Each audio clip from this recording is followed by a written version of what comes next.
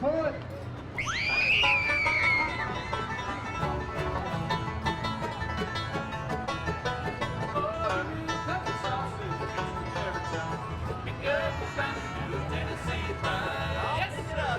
It's a gastronomic journey into the unknown.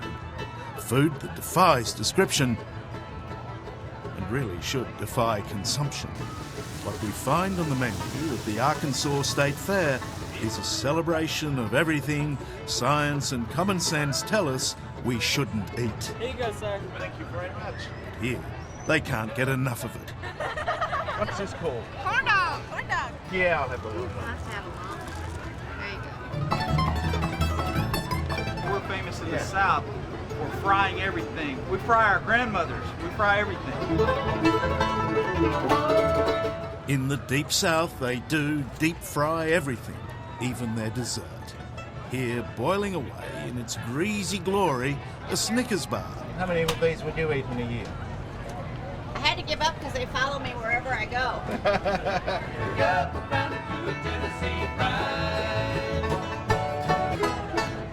Get you right here.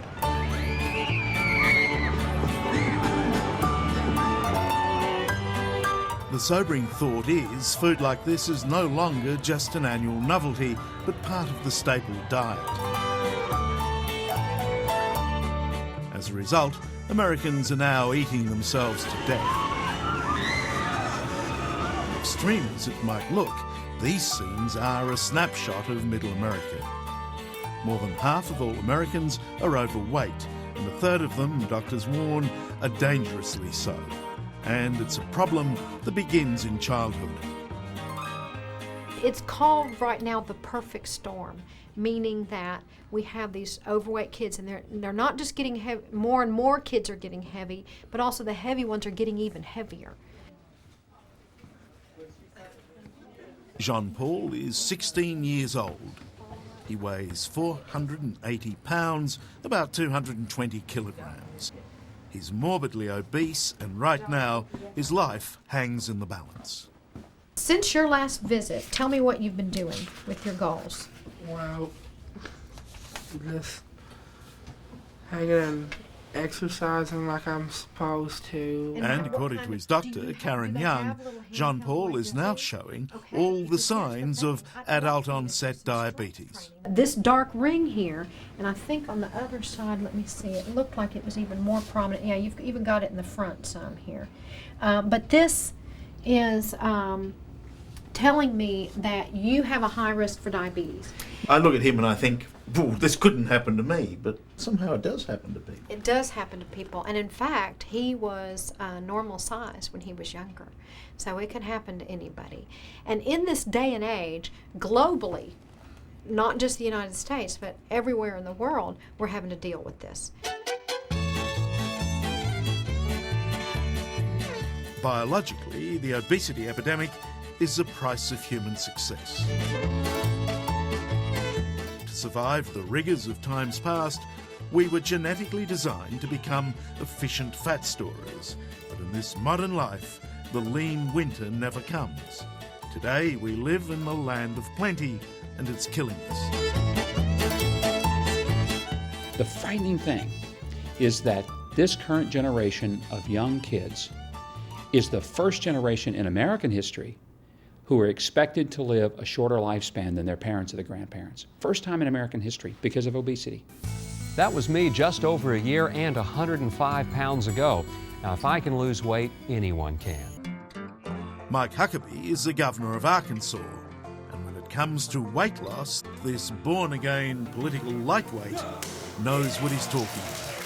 Of course, in Australia, we all know the movie Super Size Me, but Yeah. you're Downsize Me. Maybe we should make a sequel and call it Downsize Me, but that's really what I've been through. Oh, Honey, I Shrunk the Governor. Hey, I like that one. That's a good one. I mean, you have lost more than 100 pounds. Well, there are a He's lot of leading people by that don't example, up before dawn and beginning the day with a power walk. And this former Baptist preacher has pledged to lead his people out of the deep-fried wilderness. Come on in, Oh, please. a beautiful building. You're passionate about this, aren't you? I have to be. I have to be because I've seen in my own life the mistakes I made. I'm the poster child for what to do wrong. You know, I'm not out there telling people, here's what you ought to do. I'm the guiltiest person out there. Nobody lived an unhealthier lifestyle than me. I, Mike Huckabee, I, Mike Huckabee, do solemnly swear. In Arkansas, being fat was never a political liability. Governor Huckabee was seen as a good old boy, solid and reliable. But what might have been all right for the body politic wasn't so good for the body Huckabee. So how did the whole thing evolve for you? Well, I had an epiphany of sorts when I was sitting in my doctor's office and he told me I was a type 2 diabetic. I had 2 parents who were diabetic, grandparents who were diabetic. I should have known better, and I did know better, but I didn't do anything about it. Now, type 2 diabetes is the late onset. Exactly. The one that characteristically comes with obesity. Characteristically with obesity, and characteristically at a much older age than it hit me at age 47, and I thought, this is crazy. And when the doctor described for me what the future was, I thought, you know, this is something I need to fix. The because future I've done it myself. being... Future being that I was in the last decade of my life without some major lifestyle changes. Was that serious? Oh, yeah. I was digging my grave with a knife and fork. Governor Huckabee embarked on a radical plan to save first himself and then the people of Arkansas, and more particularly its children. Pull your feet back a little bit, baby. There you go. In the most dramatic step, his state became the first in America, indeed the first in the Western world, to pass laws demanding the annual weighing and measuring of every child. That's more than 400,000 kids. Now, this was controversial because some people thought we were going to expose children to ridicule. 52. Let me assure you, I would never do that. I know how much it hurts to be ridiculed You were there. for being overweight. Nobody has to tell me how much that hurts. So I would never do that to a child. But I'll tell you what I would do for a child, is to do everything in our power to help a child to have the tools to overcome a lifestyle that ultimately means, without some changes, this kid is going to be diagnosed diabetic in his teens. He's going to have laser shot in his eyes when he's 20. He's going to have a heart attack by the time he's 30. He's going to be on full-scale dialysis by the time he's 40. He'll be dead before he's 50. That's not a pleasant outlook. The results of the first annual weigh-in were shocking. Every child in Arkansas was subjected to a procedure known as the body mass index, the BMI, an equation of height and weight. It found that 40% of children were either obese or at risk. I have lots of families who don't think the BMI Health Initiative is a good thing, that we're intruding on their lives. But we're already checking kids for scoliosis, and we're doing hearing and vision screenings. This is just another screening because it is very, very true that overweight children don't learn as well. Faced with such a serious problem, action was swift. Parents were forced to confront the news that their kids were fat.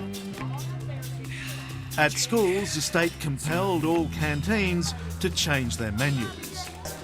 Y'all ready to start? And children were forced to exercise, with physical education being reintroduced in every school. Which brings us back to Jean-Paul, the 16-year-old who's morbidly obese. Tragically, he's also an orphan. Both his parents died from obesity-related diseases, and until the state stepped in, he was facing a similar fate. I don't want the government telling families what to do. Now, in some cases, we may have to do that because otherwise the child will die. Are you telling me that if the situation is serious enough, a little bit of totalitarianism is worthwhile? No, because here's the thing. What our plan is to identify the overweight kids and let the families know. We've lost the ability to identify overweight by looking at people. We look at people and we don't think they're overweight when they actually are anymore. We look at normal-sized kids and we think they're too skinny. Experts say there is one basic cause of this obesity epidemic. We're eating more and doing less, so that for too many young people, life has become a spectator sport. Randy Sandifer is the coach of the North Little Rock football team. His sporting pride received a body blow when he received his son Jake's BMI score in the mail. You can look at Jake And you wouldn't say he's almost at risk. You wouldn't say that, but his body weight says that. And I think if we catch it at this stage right here, we can do something about it. So it's really hit home to us because, when it came in the mail, that's one of our children. Jake has since modified his diet and lost a few pounds. Randy himself has lost more than 60 pounds.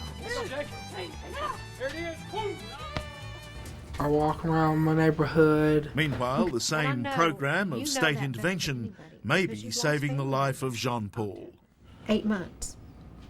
8 months, you've lost 92 pounds, and that is really, really good. Okay. So and the other thing is you're doing it in the way that we're asking you to, which means you're doing it in a healthy way. So I'm just as pleased as I can be. Do you think you can change a whole mindset of a community, a state, a country? Sure we can. We can't do it by this time next year, but over a period of time, and I don't have any illusions to think that, I personally am going to make this happen across the whole country in my term as governor, but the journey of 1,000 miles begins with one step. And the truth is we have to move to a culture of health.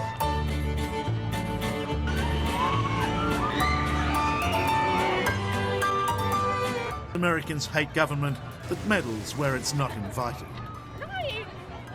Going to hell in their own way may be a constitutional right, but in Arkansas, it's also an overindulgence that demanded government action. This is a crisis, and I'm not trying to make this up and just create a crisis. It is a crisis when you see preteens being diagnosed with type 2 diabetes, knowing that these kids are not going to live out their lifespan, and it's not just they're going to die by the time they're 50. The cost of keeping them alive to 50 will eclipse the cost of a healthy person living to 100.